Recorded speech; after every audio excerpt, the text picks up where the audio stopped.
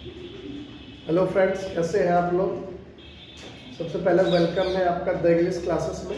आज हम लोग फिर एक वीडियो जो है रिकॉर्ड कर करके डालने जा रहे हैं यूट्यूब पर, और ये वर्ड से रिलेटेड है।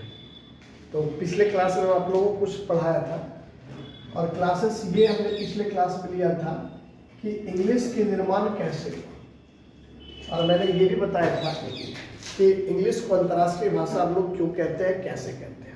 और दूसरा एक सबसे बड़ा जो चीज़ मैंने आपको बताया था कि इंग्लिश के निर्माण में बहुत सारे लैंग्वेजों का मिश्रण है, और मैंने कुछ उदाहरण भी आपको दिया था। जैसे फॉर एग्जांपल मैंने बताया था कि इंग्लिश के निर्माण में लैटिन का प्रयोग किया गया, फिर इंग्लिश के निर्माण में ग्रीक का प्रयोग किया गया, इंग्लिश के निर्माण में फ्रेंच का प्रयोग किया गया, और इंग्लिश के निर्माण में इंडो यूरोपियन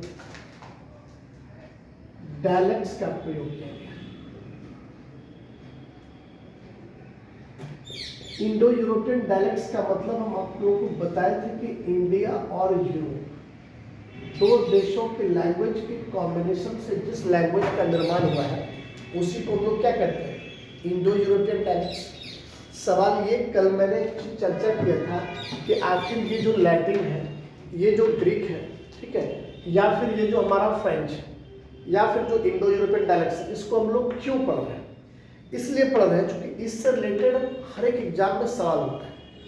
खासकर आप एसएससी का कोई भी एग्जाम अगर दोगे तो वोकैबुलरी जो आप ठीक करना चाहते हो, वो वोकैबुलरी ठीक करने का सबसे बेहतर तरीका कि आपको ये सब पढ़ना पड़ेगा। इसके साथ कुछ और भी सफिक्स और प्रीफिक्स की चर्चा हमने की, ठीक है। तो जैसे आप इसमें हम कुछ उदाहरण आपको दे करके बताने वाले हैं।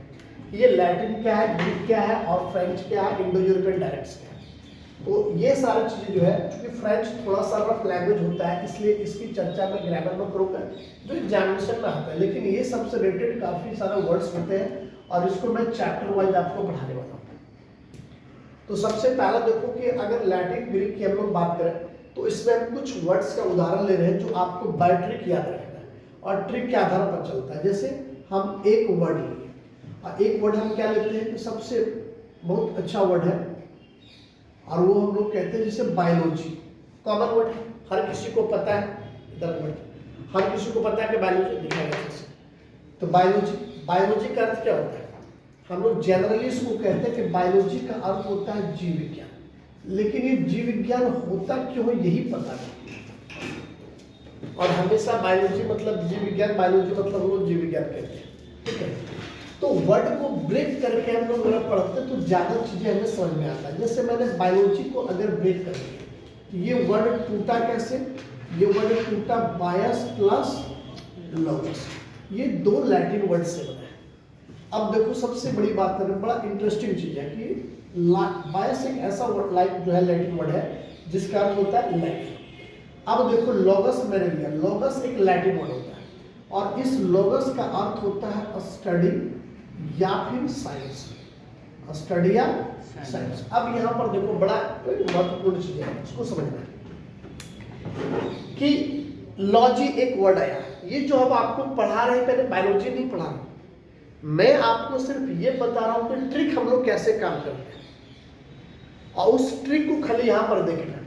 अब ट्रिक क्या समझना है, दुनिया में जितना भी सारा वर्ड है, चाहे वो किसी न्यूज़पेपर में हो, मैगजीन हो, डिक्शनरी हो, या कहीं भी हो, जहां भी आपको मिले, अगर किसी भी वर्ड के लास्ट में अगर लॉजी आ जाए, क्या आ जाए, ये लॉजी आ जाए, या बीच में LOGO लोगो ऐसा शब्द मिले, तो आप समझना कि वह लैटिन के लोगस से बना है, और उसका अर्थ होता है स्टडी या साइंस। कहने का मेरा मतलब ये हुआ कि अगर किसी भी वर्ड के लास्ट में अगर लॉजी आया तो वहां पर यह स्पष्ट हो गया, 50% वर्ड का सेंस हम लोग लगा लिए कि उसका अर्थ क्या होता है, अध्ययन। मतलब जिसके लास्ट में लगा है उसके अध्ययन की बात कर रहे हैं, उसके विज्ञान की बात कर रहे हैं, बस रे। और बायस का अर्थ क्या हुआ, लाइफ में। अब देखो ये जीव विज्ञान कैसे हुआ, लाइफ मतलब जीव, जीव प्लस विज्ञान इज कॉल्ड जीव विज्ञान। इसका अगर हम लोग थ्योरी लिखना चाहेंगे बायोलॉजी का, तो अब बायोलॉजी का एक थ्योरी भी बन जाएगा, है ना, study science of life is called biology. Study science of life is called biology. यहां पर हम लोग लिख सकते हैं स्टडी या स्टडी और science of life is called क्या हो गया हमारा बायोलॉजी। ठीक है, अब यहां पर एक चीज समझना है, इसी से रिलेटेड देखो हम दूसरा एक वर्ड लेते हैं। अब बायोलॉजी के बाद का जो दूसरा वर्ड है वो देखिए क्या है।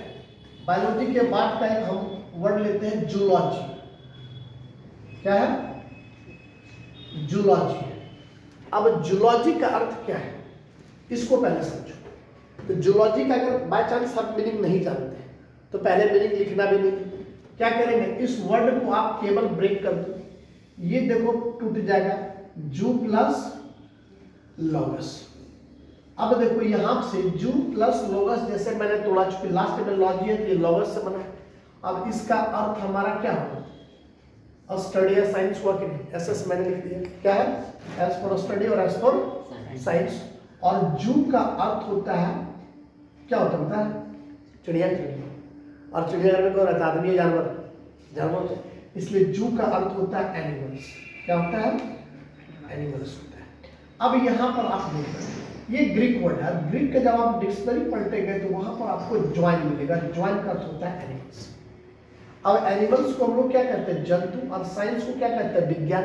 तो जंतु प्लस विज्ञान क्या हुआ, जंतु विज्ञान हुआ या नहीं हुआ, क्या हो गया, जंतु विज्ञान, जंतु विज्ञान हो गया।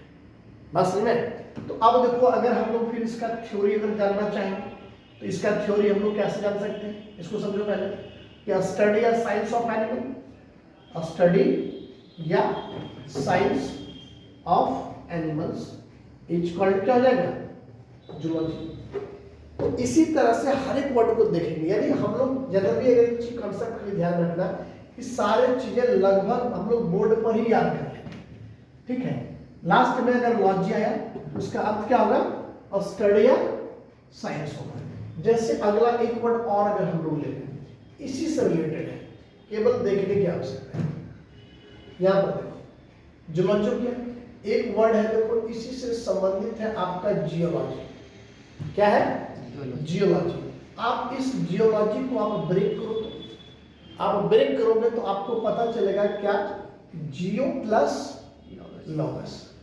और लॉगस का अर्थ क्या होता है, स्टडी या फिर साइंस। ये तो याद है, अंत में लॉजी आया क्या हो गया, स्टडी या साइंस। और जियो से बना है ज्योग्राफी। क्यों बना, क्योंकि जियो का अर्थ होता है अर्थ, ग्रीक वर्ड है। अब अर्थ वही भू प्लस विज्ञान, क्या हो गया, भूमि विज्ञान या फिर भू विज्ञान हम लोग इसको कहते हैं। अब थ्योरी अगर हम लोग इसका लिखना चाहें तो थ्योरी क्या लिख सकते हैं, स्टडी या साइंस ऑफ अर्थ। ठीक है, इज कॉल्ड क्या होगा, जियोलॉजी। इसी से संबंधित एक वर्ड और हम लेते हैं, और ये वर्ड बड़ा फेमस है, याद है, साइकोलॉजी। क्या कहते हैं हम लोग, साइकोलॉजी। इसका अर्थ क्या होता है हिंदी में, जनरली हम लोग कहते हैं इसको मनोविज्ञान। क्या कहते हैं, मनोविज्ञान। सवाल उठता है कैसे, तो यहां पर देखो हमने अगर इसको ब्रेक कर दिया तो साइकस प्लस लॉगस, और लॉगस का मतलब हम लोग को पता है, स्टडी या साइंस। और साइकस का जो अर्थ होता है वो क्या होता है, माइंड। मन प्लस विज्ञान इज कॉल्ड मनोविज्ञान। अब साइकोलॉजी वही उसी को कहते हैं जहां पर स्टडी या साइंस ऑफ क्या होगा, माइंड हो जाएगा। बस समझे। तो इस तरह से सारे वर्ड है। अब यहां से देखिए एक चीज हम लोग इस वर्ड से क्या सीखे, ये तो पूरी तरह से याद हो गया कि कहीं पर भी अगर लास्ट में लॉजी आया, क्या आया, लॉजी आया, तो उसका अर्थ क्या होता है, अध्ययन। लास्ट में लॉजी आया तो समझो वहां पर क्या है, अध्ययन से रिलेटेड वर्ड कर रहा। अब इस तरह से लाखों करोड़ों वर्ड पर हम लोग राज कर सकते हैं। जितना भी वर्ड है हर एक वर्ड पर ये खाली सेंस लगाना है। हम लोग क्या करते हैं कि बहुत सारा वर्ड को केवल याद करने का प्रयास करते हैं। आप कितना याद कर सकते हो, इसलिए क्या करना है, कुछ ही लैटिन वर्ड। अब यहाँ पर देखो क्या है, हम लोग केवल लास्ट वाला चीज खाली याद करते जा रहे हैं। अब इधर वाला चीज हमारा सर याद हो गया कि लॉजी, लॉजी किसको कहते हैं, समझ में आ गया। चलो ठीक है,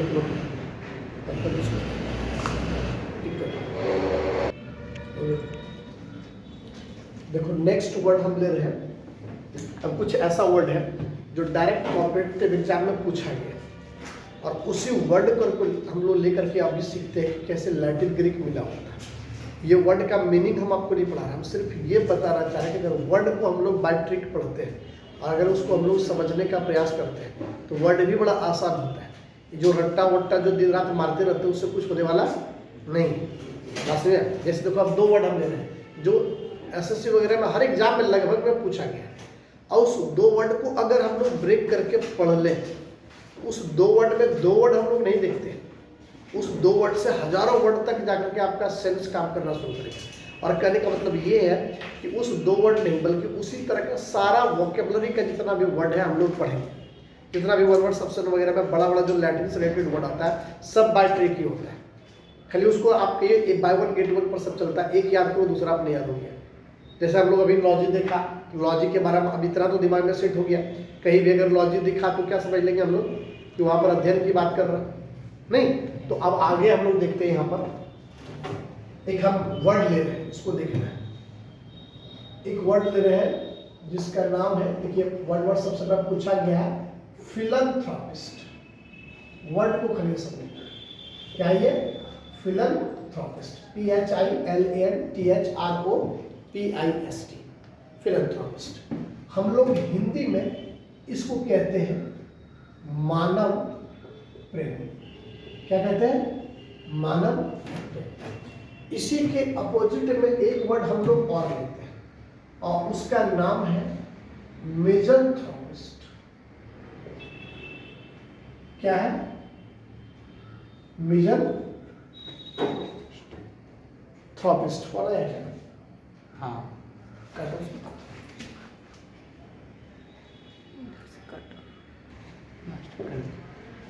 दूसरा एक वर्ड हमने क्या लिया? मिज़ैंथ्रोपिस्ट। अब इस मिज़ैंथ्रोपिस्ट का अगर हम लोग हिंदी जाने, ये क्या हो जाता है? मानव द्वेषी। एक है मानव प्रेमी, मानव जाति से प्रेम करने वाला, समाज सेवी जिसको कहते हैं सोशल वर्कर, और दूसरा है समाज से नफरत करने वाला। अब यहाँ पर आप एक चीज खाली गौर करो, नोटिस करना कि फिलैंथ्रोपिस्ट और मिज़ैंथ्रोपिस्ट 2 वर्ड में है। ये 1 वर्ड सब्स्टिट्यूशन का फेमस वर्ड है। एग्जाम में 1 वर्ड सब्स्टिट्यूशन में ये दोनों वर्ड पूछा जा चुका है। तो 1 वर्ड सब्स्टिट्यूशन का मतलब हम लोग क्या समझते हैं? अनेक शब्दों के बदले एक शब्द, मैंने सिलेबस में सारा चीज बताया। तो अनेक शब्दों के बदले एक शब्द क्या? तो इसका कौन सा वर्ड का ये सब्स्टिट्यूटेड है? इसका अनेक शब्द क्या है? यानी 1 वर्ड सब्स्टिट्यूशन थोड़े टाइप का वर्ड होता है कि उसका मीनिंग ये होता है। तो 1 वर्ड सब्स्टिट्यूशन में जो है फिलैंथ्रोपिस्ट को इसको एज ए थ्योरी लोग कहते हैं। 2 तरह से इसको लिख सकते हैं, एग्जाम में 2 तरह से लिखा जाता है। ए लवर ऑफ मैनकाइंड, पहला क्या है? ए लवर ऑफ मैनकाइंड, ठीक है।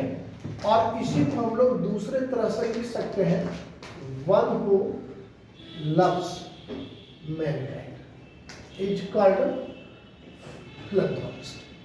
ए lover of mankind is called philanthropist. मानव जाति से प्रेम करने वालों को मानव प्रेमी कहते हैं। और one who loves mankind is called philanthropist. जो मानव जाति से प्रेम करता है उसे ही मानव प्रेमी कहते हैं। उसी प्रकार अगर हम लोग इधर देखते हैं तो इसका भी 2 तरह से थ्योरी होता है। एक हो गया आपका ए हेटर ऑफ मैनकाइंड। क्या हो गया? A hater of mankind is called misanthropist. और दूसरा हम लोग इसको कहते हैं one who hates mankind is called misanthropist. One who hates mankind is called misanthropist. अरे देखिए तो रिकॉर्ड वेस्टफुल चुप रहा। One who hates mankind is called क्या है? मिज़ैंथ्रोपिस्ट। अब देखो इसका ये थ्योरी है, इसका ये थ्योरी है। हम लोग इतना वर्ड को याद कर लेते हैं कि सब हो जाता है खिचड़ी। ये टिक मार देते हैं इसमें और ये टिक मार देते हैं इसमें, बस समझ में। अब इससे होता क्या कि कभी कंसेप्ट क्लियर हो ही नहीं पाता कि कौन सा वर्ड के जो सही मारे वो सही है या गलत है। अब एग्जाम से बाहर निकले तो टिक मार के निकले और उसके बाद कोई बोला बोले ये तो आंसर है, आंसर तो ये है। अब जैसे ये आंसर बताया था वो क्या हो गया, बोले जानते हुए क्वेश्चन को यार मैंने छोड़ दिया। तो कॉन्फिडेंस कहाँ से आएगा? तो कॉन्फिडेंस के लिए कुछ आपका सेंस ऑफ ह्यूमर काम करना चाहिए ना। कुछ कॉमन सेंस लगा ना, ये नहीं यही होगा, बस है। अब यहां पर देखो, तो हम लोग क्या कर रहे हैं, इस वर्ड को अब रटना नहीं और सिंपली अब इसको ब्रेक करके, इस वर्ड को हम लोग ब्रेक करके पढ़ते हैं। कैसे? तो आप देखो, अगर जब हम इस वर्ड को ब्रेक करें, देखो क्या निकलता है। ये वर्ड ब्रेक करने के बाद बनेगा फिलन प्लस एंथ्रोपस अब प्लस आईएसटी। आप इधर से इस वर्ड को ब्रेक कर दो तो ये आपका हो जाएगा मिजन प्लस एंथ्रोपस और प्लस आईएसटी। अब यहां पर देखो, मैंने वर्ड को तोड़ दिया। आईएसटी को हम लोग सफिक्स कहते हैं। आईएसटी क्या है? यह एक सफिक्स, याद रखना। आईएसटी क्या है? एक सफिक्स। अब देखो ट्रिक यहां से काम कर रही है। वर्ड मैंने वर्ड का मीनिंग नहीं पढ़ा, सिर्फ वर्ड का सहारा लेके मैं ट्रिक आपको बताने वाला हूं कि आईएसटी किसी भी वर्ड के अगर लास्ट में, दुनिया का कोई भी वर्ड हो, इंग्लिश का वर्ड हो, और अगर उसके लास्ट में आईएसटी आ गया, क्या आ गया? आईएसटी, तो समझना हुआ एक सफिक्स। क्या है? सफिक्स है, जिसका अर्थ होता है वन। हिंदी में इसको कहते हैं जो, या इसी को दूसरे तरह से हम लोग लिख सकते हैं, इसका अर्थ होता है स्पेशलिस्ट, और ये दिखाता है टू डिनोट अ पर्सन। क्या दिखाता है? To denote a person. अब देखो बहुत बड़ा इंपॉर्टेंट चीज है, ठीक है, वह इंपॉर्टेंट चीज है, उसको खाली केवल समझना, फिर हम यहां पर इसको मिटा देंगे। ये सफिक्स का लोचा क्या है?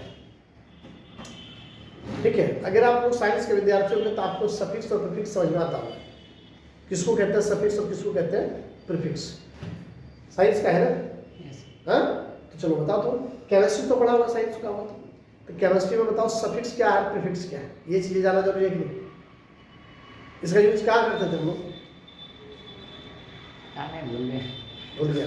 देखो एक चीज सबसे पहला दिमाग में एक चीज याद रखना, कंसेप्ट है, सबसे इंपॉर्टेंट कंसेप्ट क्या है, उसको ध्यान में देना कि किसी भी चीज का कोई भी चैप्टर तुम पढ़ो या कोई भी सब्जेक्ट पढ़ो, हर सब्जेक्ट और हर चैप्टर का एक बेसिक फंडामेंटल राइट्स होता है। मतलब एक बेसिक ऐसा चीज होता है कि अगर आप उसको नहीं पढ़ते हो ना, तो फिर आगे की चीजें आपको समझ में नहीं आएगा, और आएगा भी तो आप केवल रट के जाना, और वो तब तक याद रहेगा जब तक आप एग्जाम में जाना। आप उसको जड़ से सीखने का प्रयास करो, और जब किसी चीज को आप जड़ से सीखोगे ना, तो उसका सारा चीज आप पे धीरे धीरे धीरे धीरे क्लियर हो जाएगा, क्योंकि जल्दबाजी का चीज बड़ा है ना, खराब होता है। बस समझे? तो कहने का मतलब हमारा क्या है, इसको समझना पहले कि अब मान लिया हम लोग ऑर्गेनिक केमिस्ट्री की बात करें, अभी भूल जाओ हम अंग्रेजी पढ़ा रहे हैं, हम लोग अभी केमिस्ट्री की चर्चा कर रहे हैं, जो भी सफिक्स और प्रीफिक्स केमिस्ट्री से कहीं समझ में आने वाला नहीं है। केमिस्ट्री में एक चैप्टर हुआ करता था, याद है? ऑर्गेनिक। केमिस्ट्री का एक पार्ट है ऑर्गेनिक, और ऑर्गेनिक केमिस्ट्री जैसे हम लोग पढ़ रहे हैं, मैथ्स पढ़ते हैं, तो मैथ्स का बेसिक चीज क्या है? एकदम सबसे बेसिक चीज तो जोड़ घटा गुना भाग, यही सब है कैलकुलेशन, जिसको कहते हैं कैलकुलेटिव पार्ट। उसी तरह आप अगर ऑर्गेनिक केमिस्ट्री आप पढ़ना चाहते हो, तो ऑर्गेनिक केमिस्ट्री का सबसे बेस का चीज क्या है? एकदम सबसे जड़, कि इससे बेस कुछ हो ही नहीं सकता है, और इसके बिना ऑर्गेनिक केमिस्ट्री पढ़ ही नहीं सकते, ऐसा होता ही नहीं था। ठीक है, देखो क्या हम केमिस्ट्री पढ़ा रहे हैं, अंग्रेजी में, अभी केमिस्ट्री पर बात कर रहे हैं, तो सबसे जो उसका बेस का चीज होता है ना, उसको हम लोग कहते हैं, इधर देखो नोट लिख रहे हैं, हम लोग कहते हैं वर्ड रूट। क्या कहते हैं? वर्ड। केमिस्ट्री में सबसे पहले पढ़ना जरूरी है कुछ, तो वो क्या है? Word root. अब वर्ड रूट किसको कहते हैं, ये चीजें जानना जरूरी है। वर्ड रूट हम लोग कहते हैं बाबू total number of carbon, total number of carbon को हम लोग वर्ड रूट करते हैं, where N equal and greater than 1, जहां कार्बन की संख्या 1 या 1 से अधिक होनी चाहिए। बात समझ में? अब देखो इसमें हम लोग पढ़ते थे नाम लिखने के लिए यूपीए के नेम और कॉमन के नेम के लिए यूज करते थे, ठीक है, सफिक्स और प्रीफिक्स। तो सफिक्स और प्रीफिक्स। अब इसके बाद आता था कि a word which is written after the word root that is called suffix. वैसा शब्द जो वर्ड रूट के जस्ट बाद लिखा जाता है उसको क्या कहते हैं हम लोग? Suffix. And there are two types of suffix. First one is primary suffix and second one is secondary suffix. Just opposite, we can say that a word which is written before the word root that is called a prefix. जो word root के पहले लिखा जाता है उसको हम लोग क्या कहते हैं? Prefix कहते हैं। And just like there are two types of prefix. First one is primary prefix and second one is secondary prefix. But in English grammar we cannot read them, primary and secondary. We read only for prefix and suffix. हम लोग अंग्रेजी में केवल prefix और suffix पढ़ते हैं। ये chemistry की बात है जो प्राइमरी और सेकेंडरी हम लोग पढ़ते हैं। इसी को अगर हिंदी और संस्कृत की बात करें तो सफिक्स का अर्थ होता है प्रत्यय। क्या होता है? और प्रीफिक्स का अर्थ होता है उपसर्ग। अब आपसे कोई भी आदमी सवाल पूछेगा कि सफिक्स क्या है, यानी प्रत्यय क्या है, और उपसर्ग अर्थात प्रीफिक्स क्या है, तो आप आराम से उसको जवाब देना कि हर उस शब्द को सफिक्स कहते हैं, अर्थात प्रत्यय कहते हैं जो किसी भी शब्द के अंत में आकर उसके मीनिंग को बदलते हैं, और हर उस शब्द को प्रीफिक्स अर्थात उपसर्ग कहते हैं जो किसी भी शब्द के पहले आकर उसके मीनिंग को बदलते हैं। याद सही बात? तो ये तो केमिस्ट्री की बात थी। अब हम अंग्रेजी पढ़ रहे हैं, अंग्रेजी में इसके क्या रोल है? तो अंग्रेजी में जाने के लिए देखो, अब अंग्रेजी में अगर इस चीज को हम लोग देखें तो यहाँ पर हम लोग एक चीज से समझ सकते हैं। एक चीज हम लोग जो है इससे आराम से यहाँ पर देखो समझ सकते हैं। मैंने लिया देखो तीन चीजें हैं, ठीक है, अंग्रेजी में समझना कि वर्ड रूट किसको कहते हैं। अगर मान लिया जाए ये तीन चीजें मैंने ले लिया, क्या मैंने लिया? ये तीन चीजें ले लिया। देखो अब ये बीच वाला जो पार्ट है, ये बीच का जो पार्ट है और ये पार्ट है, ये पहले इसको हटा दिया मैंने। तो अगर कोई वर्ड है और इसके लास्ट में आया कोई दूसरा वर्ड लगा दिया, और जैसे ही इस वर्ड के लास्ट में कोई दूसरा वर्ड आया और जुड़ने के बाद जैसे ही इसका मीनिंग को बदल दिया, तो यह वर्ड क्या कहलाएगा? सफिक्स। और जिसके लास्ट में जुड़ करके उसका मीनिंग को बदला उसको क्या कहते हैं हम लोग? वर्ड रूट, मूल वर्ड ही होता है।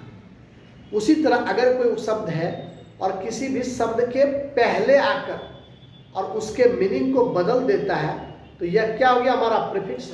और जिसका मीनिंग बदल रहा और जिसके पहले आ रहा वह हमारा क्या हो गया? वर्ड रूट हो गया। तो अंग्रेजी में वर्ड रूट वही होता है जिसके लास्ट में हम लोग कोई वर्ड लगाते हैं। अब यहाँ पर देखो क्या है, हम एक वर्ड ले लेते हैं अंग्रेजी में। अंग्रेजी में एक वर्ड हमने क्या लिया? अगेन। एक वर्ड रूट ले लिया मैंने अगेन। इस अगेन को हमने क्या किया? इसके साथ एक प्रीफिक्स मैंने लगा दिया री।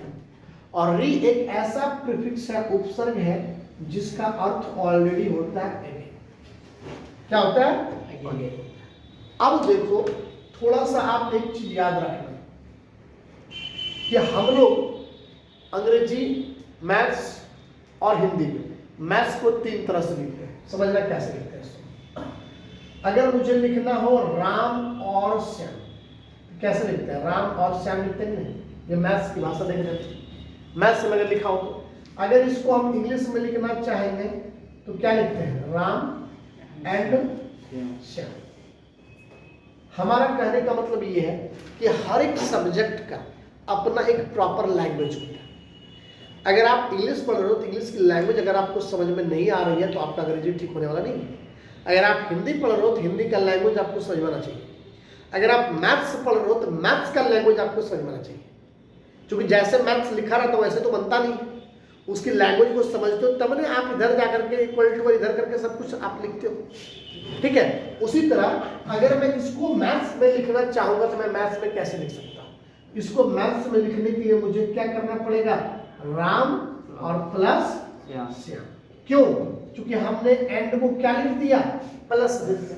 अब राम को तो मैथ में राम ही लिखेगा ना जी, और श्याम को मैथ में क्या लिख सकते हैं, श्याम। तो अब बताओ हम लोग क्या पढ़ रहे हैं, हिंदी पढ़ रहे हैं, इंग्लिश पढ़ रहे हैं कि हम लोग मैथ्स पढ़ रहे हैं, इंग्लिश पढ़ रहे हैं। तो इंग्लिश में प्लस को क्या कहते हैं, तो यहाँ पर देखो प्लस है तो इसके जगह पर हम लोग एंड लगा सकते हैं कि नहीं, हाँ? अब यहाँ पर फिर ये अगेन वर्ड था, ये अगेन आया कि नहीं, बना। अब एक चीज यहां से क्लियर हो गया, अगेन एंड अगेन को ही हम लोग कहते हैं रीगेन। डबल वोवेल के कारण ए हट गया, क्या हो गया, रीगेन हो गया। तो अब देखो ये दोनों इक्विवेलेंट हुआ कि नहीं हुआ, बताओ। हम लोग अगेन एंड अगेन कहेंगे या फिर हम लोग रीगेन कहेंगे, दोनों बात बराबर। यानी हम लोग इसको कह सकते हैं यहां पर कि रीगेन बराबर again and again, again and again बराबर क्या होगा, रीगेन। जैसे समझ में ये चीजें यहां से स्पष्ट हो गया। अब देखो हम एक चीज आपको पढ़ाए थे, जब सिलेबस अभी पढ़ाए नहीं बल्कि सिलेबस में मैंने इस चीज का जिक्र किया। एक चैप्टर हम लोग को पढ़ना है और उस चैप्टर का नाम है स्लैंग एंड सुपरफ्लुअस एक्सप्रेशंस। क्या है नाम, स्लैंग एंड सुपरफ्लुअस एक्सप्रेशन, शब्दों का अनावश्यक प्रयोग। कि जब एक शब्द का पूरा परफेक्ट मीनिंग हो ही गया तो उसी सेम मीनिंग के लिए हम लोग दूसरे शब्द का इस्तेमाल क्यों करेंगे, वो तो अनावश्यक हो जाएगा। अब जैसे यहाँ देखो अनावश्यक क्या है, अब वर्ड याद करना नहीं, एकदम ट्रिक काम कर रहा है और हर जगह ग्रामर में भी सेंस काम कर रहा है। रीगेन, अगर रीगेन के बाद दो शब्द और आपको लगा दिया जाए, एक फिर इसके बाद लगा दिया जाए अगेन और एक लगा दिया जाए बैक। किसी भी सेंटेंस में यानी किसी भी वर्ड के पहले प्रीफिक्स के रूप में अगर री लगा दिया जाए तो इसके बाद कभी अगेन और बैक नहीं होता है, क्योंकि री का ही अर्थ होता है अगेन। याद करो, री का ही अर्थ क्या होता है, अगेन। तो रीगेन बोले या अगेन एंड अगेन बोले तो क्या होगा, दोनों बात बराबर है। हम बोलेंगे रीगेन अगेन, तो रीगेन मतलब पुनः प्राप्त करना और फिर पुनः हो गया, यह अनावश्यक हुआ कि नहीं। इसलिए एक थ्योरी है कि किसी भी वर्ड के पहले प्रीफिक्स के रूप में अगर री लगा रहे, ठीक है, तो इसके बाद हम लोग कभी भी अगेन और बैक का प्रयोग नहीं कर सकते। अब कैसे, यहाँ रीगेन लगा दिया तुरंत अगेन और बैक रहेगा तब नहीं होगा, ऐसा बात नहीं है। वह सेंटेंस जितना लंबा जाएगा, रीगेन के बाद जितना लंबा सेंटेंस जाएगा, कहीं भी अगेन और बैक आया तो वही अगेन और बैक अनावश्यक माना जाएगा। जैसे अब देखो कौन कौन सा वर्ड आता है, recall again, retreat again, reborn again, recede again, नहीं return again, rebuild again, recast again, rewrite again. सब अलग होगा कि नहीं होगा। हम लोग क्या बोल सकते हैं, retreat back, recast back, rewrite back, reimburse back, recapitulate back, recede back, reborn back. तो जितना भी वर्ड आएगा जिसमें भी री लगा है उसके बाद बैक और अगेन नहीं होगा। ये भी एक चीज, एक थ्योरी निकला कि नहीं निकला, बात समझ में। तो ये चीज हम लोग क्या देखा था, ये केवल मैंने सफिक्स की चर्चा की, बात समझे, क्या किया था, सफिक्स की चर्चा किया था। तो इसको आप बाद में स्क्रीनशॉट ले लेना, ठीक है, या रहेगा ही, आप वहाँ पर वीडियो आप आराम से देख सकते हो। तो सफिक्स और प्रीफिक्स के बारे में क्या होता है। अब यहाँ पर तो एक चीज तो यहाँ से क्लियर हुआ कि सफिक्स क्या होता है, प्रीफिक्स क्या होता है। अब यहाँ पर देखो हमने क्या कहा, इसको गौर से समझना है। हमने कहा कि आईएसटी एक सफिक्स होता है, तो सफिक्स तो हो गया, और अगर लास्ट में आईएसटी है तो ये मीनिंग को बदलेगा। आईएसटी एक सफिक्स होता है जिसका अर्थ होता है वन हूं, अर्थात जो, या इसका अर्थ होता है स्पेशलिस्ट, और ये दिखाता है टू डिनोट अ पर्सन। मतलब समझो, दुनिया में अगर कोई भी इंग्लिश वर्ड है और अगर किसी के लास्ट में आईएसटी है, चाहे वो वर्ड कोई मैगजीन का क्यों न हो, कोई न्यूज़पेपर का क्यों न हो, कोई टेक्स्ट बुक का क्यों न हो, ठीक है, किसी भी चीज का कहीं भी अगर आप देख रहे हो और अगर लास्ट में आपको IST दिखा तो समझना क्या है उसको, ये चीजें मैं आपको बता रहा हूं। तो ये समझना है वहां पर कि अगर किसी भी वर्ड के लास्ट में अगर IST आया तो समझो कि वहां पर किसी पर्सन की चर्चा की जा रही है। लास्ट में अगर IST है तो वहां पर किसी पर्सन की चर्चा की जा रही है, ना तो वस्तु होगा ना तो एनिमल होगा, ना तो वस्तु होगा और ना तो एनिमल होगा। मतलब समझना, किसी भी वर्ड के लास्ट में अगर IST है तो वहां पर किसी पर्सन की चर्चा की जा रही है और वह पर्सन उस क्षेत्र का स्पेशलिस्ट होगा, वल्लू होगा जिसके बारे में उसे कहा जाएगा। समझ में आया? अब कहीं भी IST मिले तो यही समझ लेना, कोई व्यक्ति होगा और वह व्यक्ति जिसके लास्ट में लगा उसका स्पेशलिस्ट होगा। तो हम पूरे डिक्शनरी की मैं बात कर रहा हूं। देखो बगल में IST वो दिखा कि नहीं दिखा, या भी IST हमारा सफिक्स होगा नहीं होगा बता दो। इसका भी अर्थ क्या होगा? वल्लू होगा, या फिर इसको हम लोग कह सकते हैं स्पेशलिस्ट होगा। और ये किसको दिखाएगा? टू डिनोट अ पर्सन, या भी किसी व्यक्ति को दिखाएगा। ठीक है, अब यहाँ पर देखो एंथ्रोपस एक लैटिन वर्ड है और जिसका अर्थ होता है मैनकाइंड। इसी को हम लोग कहते हैं ह्यूमन बीइंग, और इसी को हम लोग हिंदी में कहते हैं वो मानव जाति। आप यहां पर देखो एंथ्रोपस है कि नहीं, क्या कहेंगे इसको? मैनकाइंड है। और डायरेक्ट अब इसको हम लोग लिख सकते हैं कि नहीं मानव जाति। क्या लिख देंगे? मानव जाति। मानव जाति। इधर आप देखिए फिलन एक लैटिन वर्ड है और जिसका अर्थ होता है टू लव। ये जो लव वर्ड आया वो लैटिन के फिलन से है। ठीक है, और मिजन जो है ये आपका ग्रीक वर्ड होता है और इसका अर्थ होता है टू हेड। अगर आप ग्रीक का डिक्शनरी पलटोगे तो वहां पर MISEIN लिखा हुआ मिलेगा और इसका अर्थ होता है टू हेड होता है, और ये आपका ग्रीक बात समझ में? तो अब यहां पर एक चीज आती है, यह जो थ्योरी मैंने लिखा था इस थ्योरी को अब हम लोगों को प्रूफ करने की समय आ गया। ये मैंने कैसे लिख दिया? One who loves mankind, a lover of mankind, one who hates mankind, a hater of mankind, ये कहां से? तो अब देखो ये जो मैंने इसको ब्रेक किया, अब ब्रेक करने के बाद मैं आप इसको देखा। अब यहां पर थ्योरी पर यहां वन हु है तो one who loves mankind is called philanthropist. One who loves mankind is called philanthropist. जो मानव जाति से प्रेम करता है उसे ही मानव प्रेमी कहते हैं। पहला थ्योरी प्रूफ हुआ। इधर one who hates mankind is called misanthropist. One who hates mankind is called मिज़ैंथ्रोपिस्ट।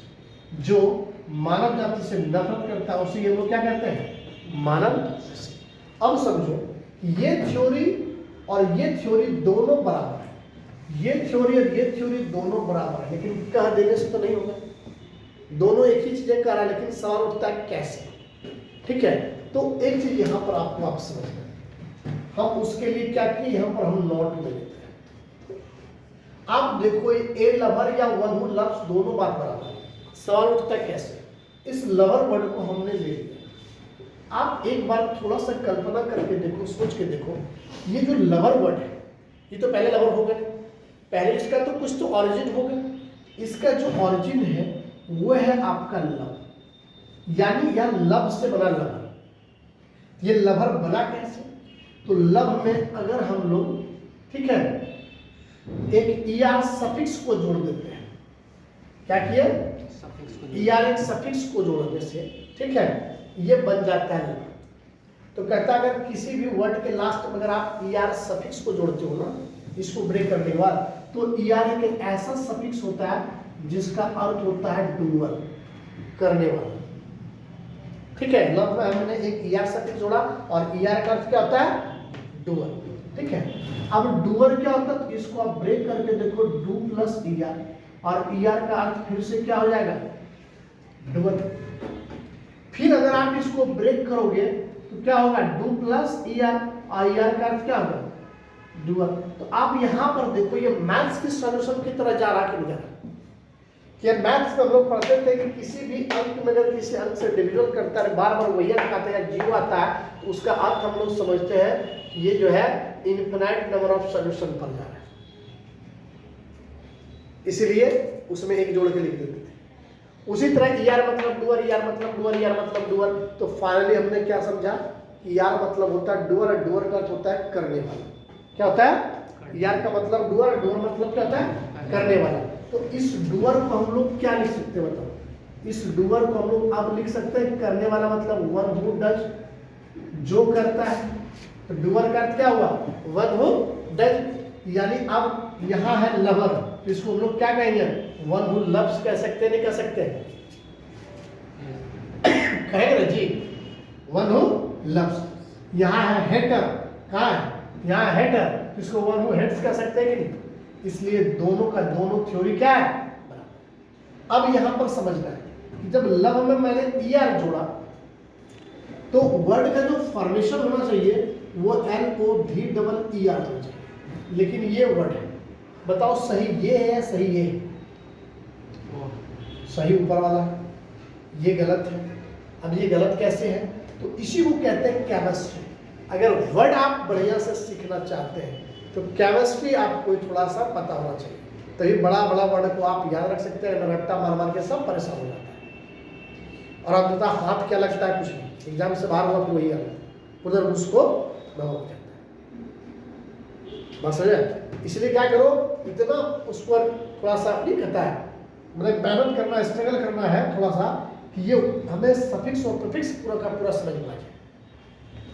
अब यहाँ पर देखो मैंने क्या किया कि लव में ER जोड़े तो ये लवर क्यों बना, एक E कैसे हट गया, तो इसी को कहते हैं हम लोग केमिस्ट्री।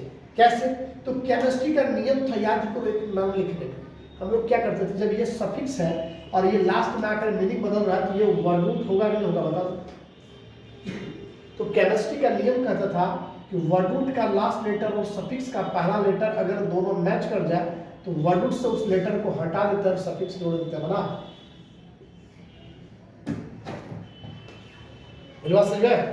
अब देखो यही कारण है, बहुतों लोगों से आप पूछो, आप बहुत लोगों से पूछना, ठीक है। देखो एक टेबल का मैं खाली प्लूरल बता रहा हूं, किसका प्लूरल बता रहा हूं, टेबल का। उस देखना उसमें क्या होता है, जैसे यहां पर आप देखो, अगर एक वर्ड है हमारा टेबल, इसका हमें बनाना है प्लूरल नाउन। तो हम लोग बचपन से पढ़ते आए हैं, किसी भी नाउन का अंतिम लेटर यानी किसी भी वर्ड का अंतिम लेटर वोवेल होता है तो ES लगाते हैं, और अगर कॉन्सोनेंट होता है तो S लगाते हैं, यही पढ़ते आए जी। अब देखो टेबल का प्लूरल कैसे बनेगा, एक हमने लिख दिया टेबल्स और दूसरा हमने लिख दिया टैबलेट, बताओ कौन सा सही होता है,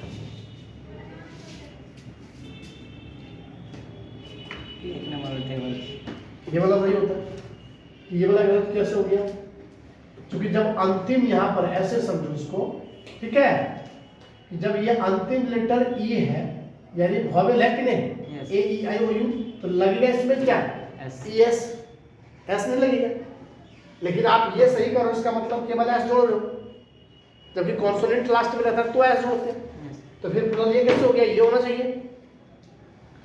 इसी चीज को हम लोग कहते हैं केमिस्ट्री, और सफिक्स और प्रीफिक्स का यही लोचा है। अब आप समझो, हम लोग सफिक्स किसको कहते हैं, कोई भी सब्जेक्ट में देखो ना, इंग्लिश देखो, आप संस्कृत देख लो, हिंदी ले लो, कोई भी लैंग्वेज ले लो, उसका जो सफिक्स और प्रीफिक्स है, ये चीज खरीद समझो। सफिक्स कहते किसको है, सफिक्स हम लोग कहते किसको, जो किसी भी वर्ड के अंत में आकर उसके मीनिंग को बदल देता है, उसी को नहीं कहते हैं जी। तो बताओ यहाँ टेबल एक है कि नहीं, जैसे ही S या ES लगाएंगे ये प्लूरल बनने के बाद अनेक होगा कि नहीं होगा, और जैसे ही अनेक हुआ तो मीनिंग बदला कि नहीं। इसका मतलब हम लोग अब इसको कह सकते हैं, ये हो गया सफिक्स और ये हो गया हमारा वर्ड, तो इसके लास्ट में लग रहा है ये मीनिंग बदल रहा है। तो अब नियम लगा दो, लास्ट में E है तो लगेगा ES ही, S नहीं लगेगा, S नहीं लगेगा, लगेगा ये सी। नियम क्या हो जाएगा कि वर्ड रूट का लास्ट लेटर और सफिक्स का पहला लेटर अगर दोनों मैच कर जाए तो वर्ड रूट उस लेटर को हटा देते हैं, इसलिए ये बन जाता है। अब यहां से क्या एक नियम हो गई। अब आराम से आप शॉर्टकट इसका ट्रिक समझ ले सकते हो कि दुनिया का कोई भी अगर नाउन या वर्ब और उसका अगर सिंगुलर या प्लूरल बनाना हो और अगर अंतिम लेटर ई आए तो केवल एस लगा दो। क्यों? क्योंकि ई है तो ई एस लगेगा, लेकिन फिर से ई को हटाना पड़ेगा कंपैरिजन करके, तो हटाने और जोड़ने से बढ़िया डायरेक्ट दिमाग में कंसेप्ट रखे अंतिम लेटर ई तो एस लगेगा, और यही सत्य है। ये रहेगा तब अंतिम में एक बार में ई की बात कर रहे हैं, ए में तो लगेगा ही, सही है। ठीक है, तो अब यहां पर देखो एक चीज मैंने आपको क्या बताया, ई आर एक सफिक्स होता है और इसका अर्थ क्या होता है, डूअर, करने वाला। अब यहां से एक ट्रिक और निकल गया। दुनिया का कोई भी शब्द अगर किसी के लास्ट में अगर ई आर लगा हो एज ए सफिक्स के रूप में, तो वहां पर समझना इसका अर्थ होता है करने वाला। जैसे हुआ नाउन हो जाता है। जैसे हम लोग क्या करते हैं, देखो वर्क मतलब क्या होता है, काम, उसी को कहते हैं हम लोग वर्कर, क्या हो गया, काम करने वाला। प्ले मतलब खेलना, प्लेयर खेलने वाला। गेन मतलब प्राप्त करना, गेनर प्राप्त करने वाला। लिसन सुनना, लिसनर क्या हुआ, सुनने वाला। स्पीक बोलना, स्पीकर जो डीजे वगैरह में लगता है, नहीं क्या हो गया, बोलने वाला, बोलता है नहीं बोलता है। लव मतलब प्यार, लवर प्यार करने वाला।